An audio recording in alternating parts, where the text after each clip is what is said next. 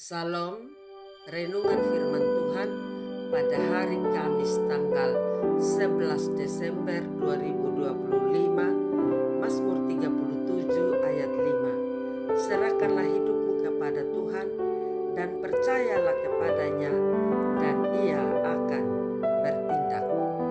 Tema burung kecil di dalam sangkar. Seekor burung kecil hidup di dalam sebuah sangkar yang digantung di sudut ruangan rumah Tuhan. Sangkar itu tidak sempit, tetapi tetap saja terbatas. Burung itu punya kebiasaan bergerak bolak-balik, mencoba mencari celah yang bisa membawanya keluar, meskipun tidak ada celah yang benar-benar terbuka. Suatu hari rumah itu mulai direnovasi, suara gergaji dan palu memenuhi ruangan. Sangkar burung ikut bergetar setiap kali pekerja melewati sudut itu. Burung kecil itu gelisah, sayapnya beberapa kali tergores jeruji karena ia terbang terlalu cepat saat terkejut oleh suara keras. Renovasi berlangsung beberapa hari.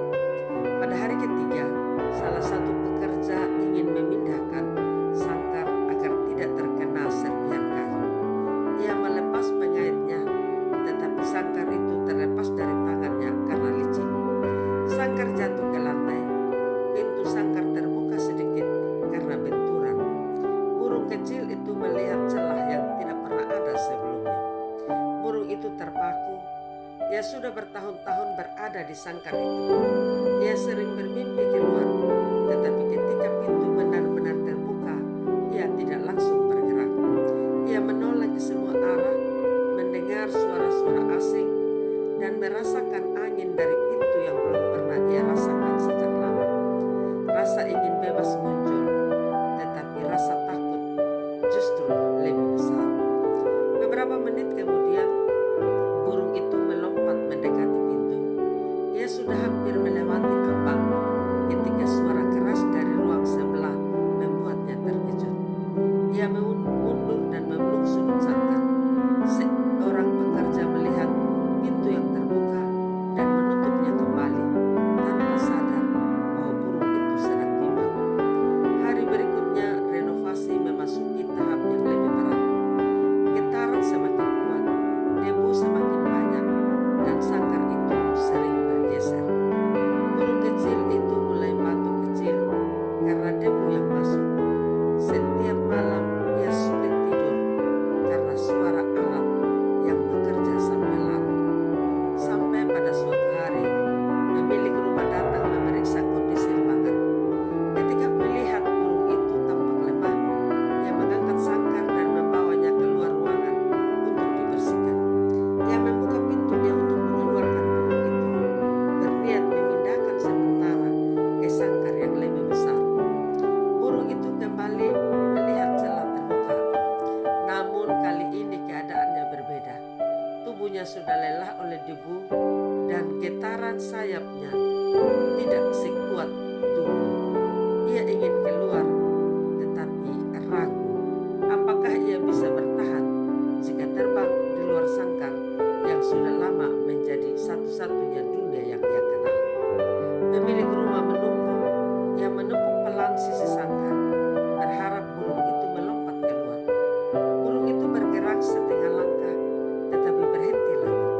Setelah beberapa saat, pemilik rumah menyerah dan menutup kembali pintunya.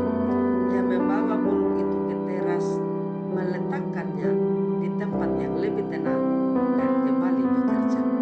Burung itu berada di sangkar yang bersih sekarang, tetapi pikirannya tetap tertinggal pada dua kesempatan yang sempat muncul. Ia merasa aneh. Selama ini ia menganggap sangkar sebagai batas yang mengurungnya. Tetapi ketika pintu terbuka, ia tidak siap melangkah. Sampai sore itu tiba, ia hanya duduk diam, memandang jauh keluar, mencoba memahami perasaannya sendiri. Burung di dalam sangkar itu menggambarkan banyak orang yang merindukan perubahan. Ada keinginan yang terus muncul, tetapi ketika kesempatan datang, langkahnya justru terhenti. Ketika kesempatan datang, ia tidak gunakan, bukan karena tidak ingin maju, tetapi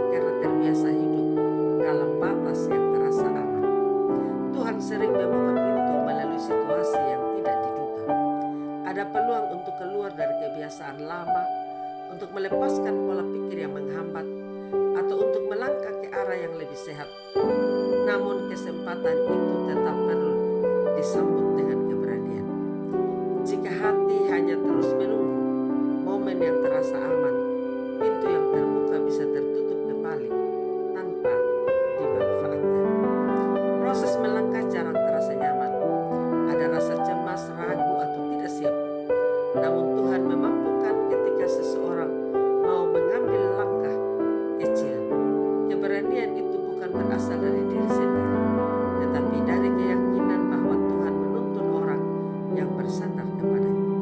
Burung itu tidak keluar ketika pintu terbuka, padahal ia telah lama menginginkannya.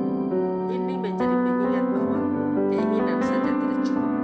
Dibutuhkan tindakan nyata saat Tuhan menyediakan jalan yang baru. Tuhan bergerak ketika seseorang berserah dan mengambil langkah percaya. Kesempatan yang Dia buka adalah bagian dari karyanya. Ketika pintu itu terlihat, ambillah langkah bersama Tuhan, karena Ia berjalan di depan dan menyediakan kekuatan yang dibutuhkan. Amin. Mari kita berdoa. Kami bersyukur dan berterima kasih Tuhan untuk kesempatan mendengarkan sabda-Mu. Ajarlah kami untuk berserah kepada-Mu, untuk memiliki iman percaya. Berkati kami sekalian mendengar sabda-Mu, dan biarlah firman Tuhan menjadi pandu dalam hidup kami.